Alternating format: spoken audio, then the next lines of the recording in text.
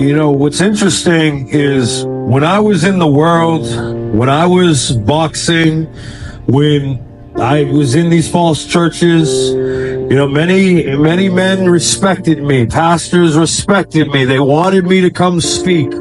I was going to go pro with boxing. I gave up the whole world because of Jesus. I gave up the fame and the fortune and the millions of dollars that I could have had, world champ status of boxing, to follow Christ, because Jesus said, "For what shall it profit a man if he gains the whole world and loses his own soul?" But you know what's interesting? These pastors and preachers and all these churches I was going to, they wanted me to come around, they wanted me to speak, they wanted to hear from me because of my status with boxing and having going pro and having a trainer that trained Evander Holyfield and all of this, right? And all these pro boxers.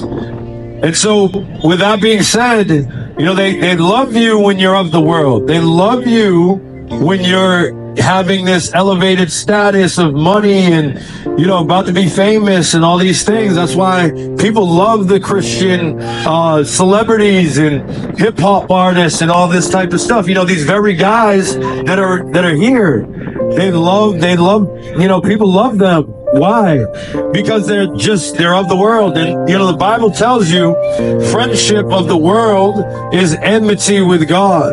And it says, therefore, whosoever be a friend of the world is the enemy of God.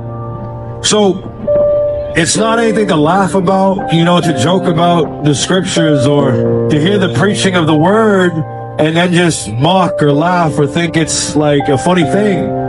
Your souls are on the line, and you guys have fleshly lusts that war against the soul. And that's what's happening right now. Is the flesh is warring against your spirit, and you're letting the flesh win instead of walking in the spirit.